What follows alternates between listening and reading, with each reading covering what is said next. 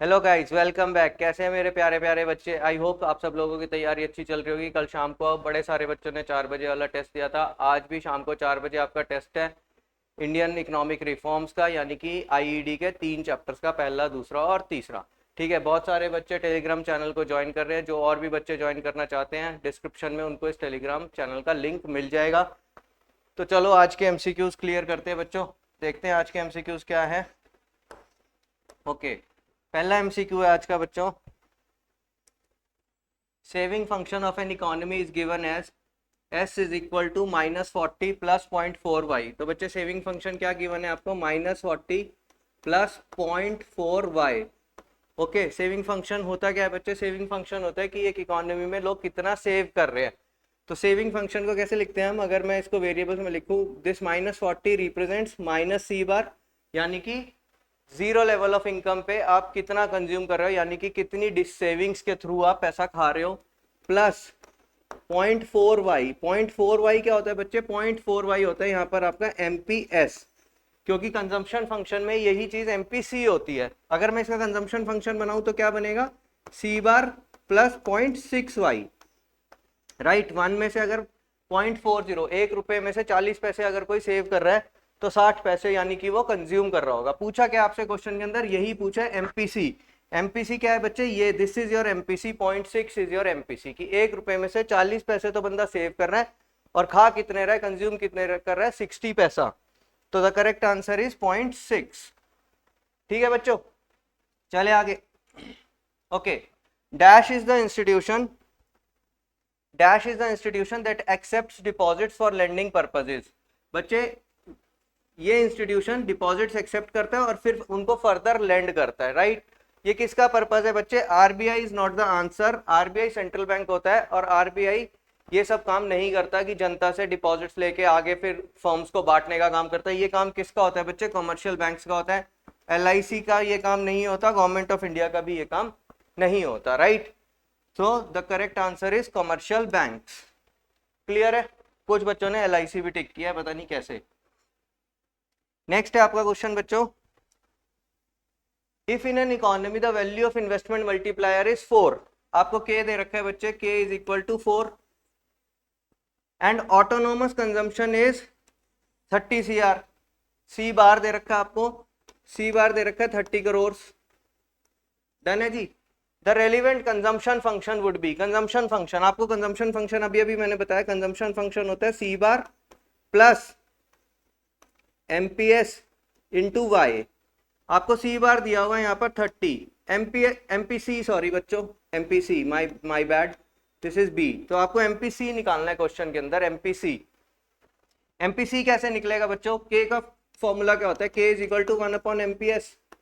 के आपको दे रखा है 4, 4 इज इक्वल टू 1/MPS। अगर हम इसको सॉल्व करेंगे बच्चे, एमपीएस आएगा आपका 1/4 विच इज नथिंग बट 0.25। ये आ गया आपका एमपीएस, यानी कि 1 रुपए की इनकम में से 25 पैसे आप सेव कर रहे हो। तो बच्चे कंज्यूम कितना करोगे? आप कंज्यूम करोगे, एमपीसी वुड बी 0.75, 75% जो होगा आप कंज्यूम कर रहे होंगे। So the correct answer will be 30 plus 0.75y। 30 plus 0.75 कौन सा ऑप्शन है बच्चे? This is the correct option, 30 plus 0.75y। Clear है? चले आगे। If the increase in national income is equal to, if the increase in national income is equal to increase in consumption, identify the value of marginal propensity to save। बच्चे आपसे save पूछ रहा है और दे क्या रखा है आपको? एमपीसी दे रखा है। एमपीसी, एमपीसी क्या होता है? Delta C upon delta Y, delta C upon delta Y. Increase in national income is equal to increase in consumption, दोनों बराबर है बच्चे। यानी कि अगर 100 रुपए से इनकम बढ़ी तो 100 रुपए से ही कंजम्पशन बढ़ गई, तो आपका एमपीसी कितना हो जाएगा? एमपीसी हेयर इज 1, यानी कि जो आपकी एक्स्ट्रा इनकम है आप पूरी की पूरी कंज्यूम कर ले रहे हो। तो बच्चे एमपीएस कितना होगा इस केस में? एमपीएस होगा, आप कुछ भी सेव नहीं कर रहे, so the answer will be MPS is equal to 0। Clear है बच्चों? नेक्स्ट चलते हैं। सेविंग क्या दे रखा आपको? असर्शन रीजन है, saving curves make a negative intercept on the vertical axis at 0 level of income. ठीक है, यानी कि क्या? ये आपका वर्टिकल एक्सिस है, एक्स वाई एक्सिस। ठीक है, तो सेविंग जब आपकी इनकम 0 होती है तो आपका सेविंग कर्व यहाँ से शुरू होता है नेगेटिव इंटरसेप्ट से, राइट। सो योर सेविंग्स यहाँ से स्टार्ट होती है यहाँ पे, ठीक है। सेविंग कर्व ऐसे शुरू होता है क्योंकि ये डिस सेविंग्स रिप्रेजेंट करता है, this portion show dissavings, right. तो ये बात तो सही है, बिल्कुल ये ट्रू है।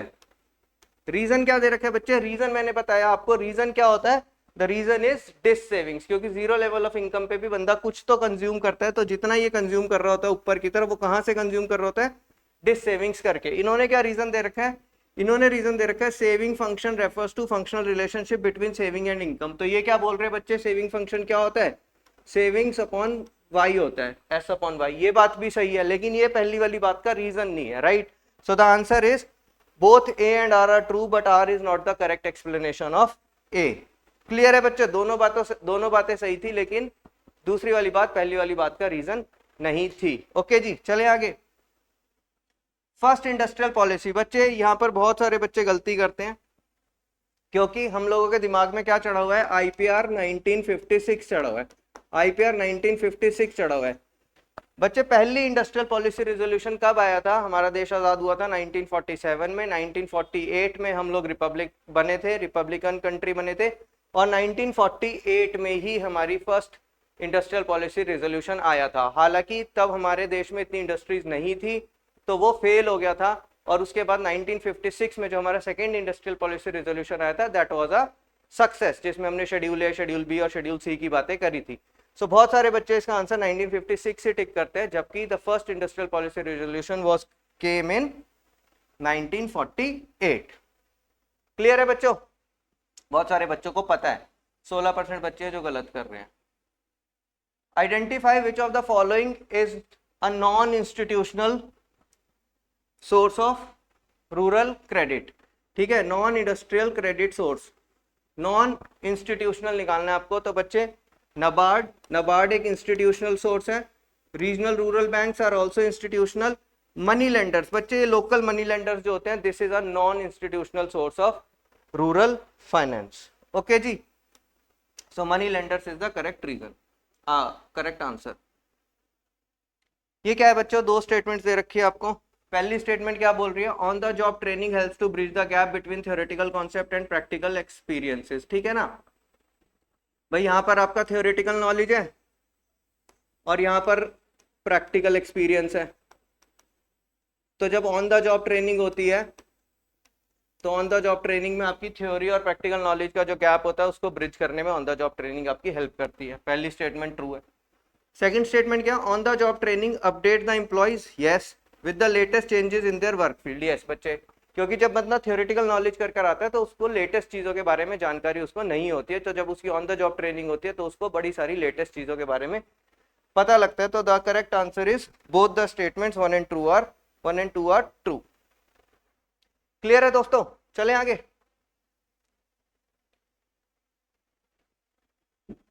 ये एक अच्छा क्वेश्चन है बच्चों, unemployment and poverty are inseparable twins, ठीक है ना। तो अनएम्प्लॉयमेंट और पॉवर्टी यानी कि बेरोजगारी और गरीबी, ये दोनों इनसेपरेबल ट्विन्स है, यानी कि एक साथ साथ चलते, दोनों जुड़वा हैं। ट्रू है, बिल्कुल ट्रू है ये बात। गरीबी होती है इसलिए पॉवर्टी होती है, पॉवर्टी होती है, सॉरी बेरोजगारी होती है इसलिए पॉवर्टी होती है, और पॉवर्टी होती है तो लोग पढ़ नहीं पाते तो फिर से अनएम्प्लॉयमेंट होती है, तो ये लूप चलता रहता है। Unemployment is the root cause of all the socio economic evils, बच्चे क्या अनएम्प्लॉयमेंट होने की वजह से ही सारी की सारी प्रॉब्लम्स होती है? नहीं बच्चे, ये इसका कोई सही रीजन नहीं है, क्योंकि एम्प्लॉयड पीपल, जिनके पास पैसा भी होता है, काम भी होता है, वो लोग भी कभी कभी गलत काम कर जाते हैं। तो सोशो इकोनॉमिक इविल्स का root cause is not unemployment, ये तो एक इंसान की मानसिकता या उसके दिमाग पर भी निर्भर करता है। So this statement is false. तो A is true but R is false, altogether false, right? next क्या बोला है, gross domestic capital formation is always greater than GFCF, gross fixed capital formation। बच्चे ध्यान से, gross fixed capital formation, एक second,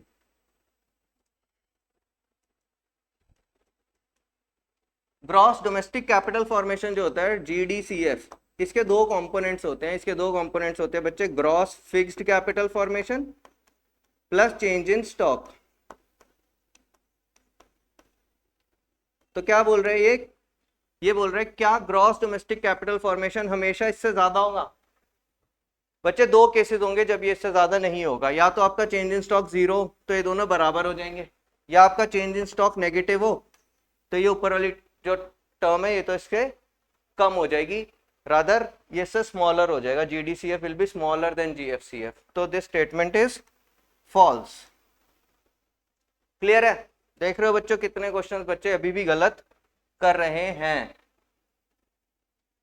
तो ये एमसीक्यू साथ साथ करते रहो और इनके रीजन समझते रहो, आप लोगों को पेपर में फायदा होगा बच्चों, कोई बड़ी बात नहीं है, ये एमसीक्यूज एज इट इज लग जाए आपके पेपर में कम से कम 4-5, ठीक है। During the outbreak of second wave of covid in the country, India received medical equipments from many countries. बच्चे इंडिया ने बहुत सारे मेडिकल इक्विपमेंट्स रिसीव करे दूसरी कंट्रीज से कोविड में। On which side of account and in which account and which side it will be recorded। BOP की बात कर रहे हैं बच्चे, तो बीओपी के अंदर ये वाली साइड जो होती है आपकी पेमेंट साइड होती है, और ये वाली जो साइड होती है आपकी रिसीट साइड होती है, राइट। तो जब आप रिसीव करोगे दूसरी कंट्री से कुछ मदद तो वो क्रेडिट साइड पे आएगी, ठीक है जी। और क्या ये रिसीव करने से आपकी लायबिलिटी बढ़ रही है? नहीं, ये सब आप लोगों को फ्री में मिला है, राइट, ये आपको वापस नहीं देना, ये this is the medical aid, तो ये आपके यूनिलेटरल ट्रांसफर्स में आ जाएगा, राइट। तो ये कौन सा अकाउंट में आएगा बच्चे? ये आएगा आपके करंट अकाउंट की क्रेडिट साइड में, ना कि कैपिटल अकाउंट की credit side.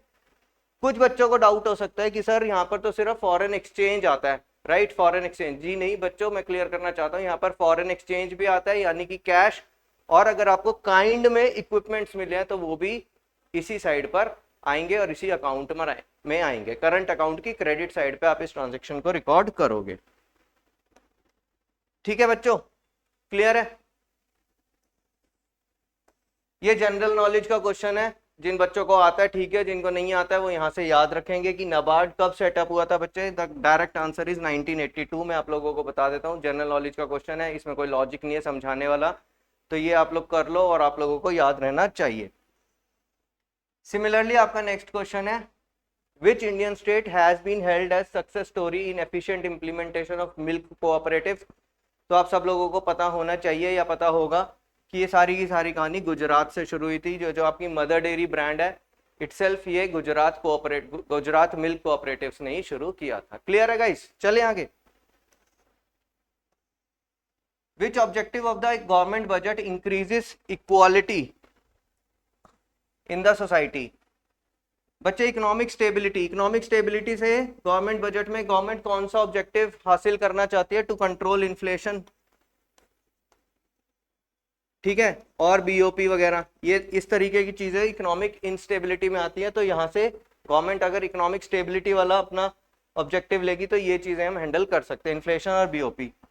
Allocation of resources में क्या होता है बच्चे? एलोकेशन ऑफ रिसोर्सेज में एक सेक्टर से रिसोर्सेज निकाल करके किसी और सेक्टर को रिसोर्सेज दे दिए जाते हैं, ठीक है ना।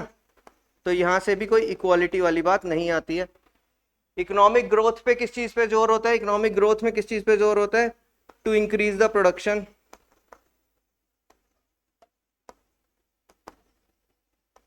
ठीक है गाइस। तो लास्ट क्या बचा? Redistribution of income and wealth, यानी कि गरीबों के ऊपर कम टैक्सेस लगा के उनको सब्सिडीज देके और अमीर लोगों के ऊपर लग्जूरियस आइटम पे ज्यादा टैक्सेस लगा करके या फिर प्रोग्रेसिव इनकम टैक्स पॉलिसीज लगा करके सरकार इक्वालिटी को प्रमोट करती है। कैसे? Redistribution of income and wealth वाले अपने ऑब्जेक्टिव से। क्लियर है गाइस? कुछ बच्चों ने एलोकेशन पे टिक किया हुआ है। ओके, लास्ट क्वेश्चन आज का। LRR दे रखा आपको 20%, LRR इज 20%। इनिशियल डिपॉजिट है 2000 का। The value of money multiplier and the total money creation will be. बच्चे टोटल क्रेडिट क्रिएशन के लिए क्या चाहिए होता है आपको? टोटल क्रेडिट क्रिएशन होएगा, इसमें कितने टाइम्स होएगा? फॉर्मूला क्या होता है? 1/LRR। 1/LRR, तो 1/LRR is 1 divided by 20% is equal to 5 times, ठीक है। तो 5 टाइम्स आपका क्रेडिट क्रिएशन होगा। So the value of money multiplier will be 5। दूसरा मुझे पढ़ने की जरूरत ही नहीं है, सिर्फ इसी ऑप्शन में 5 दे रखा है, राइट। और दूसरा 2000 को अगर मैं 5 से मल्टीप्लाई करूं तो 2000 के इनिशियल डिपॉजिट से अगर ये 5 टाइम्स अगर इंक्रीज करेंगे तो your total deposits at the end will be 10,000, right. Total money creation कितना कर पाओगे आप? 10,000। So the correct answer will be B, 5 and 10,000। Clear है गाइस?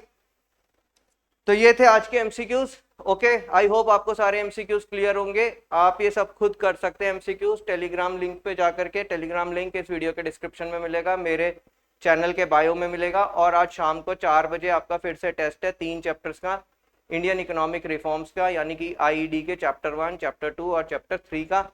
5 बजे मैं उसके आंसर की डिस्कस करूंगा।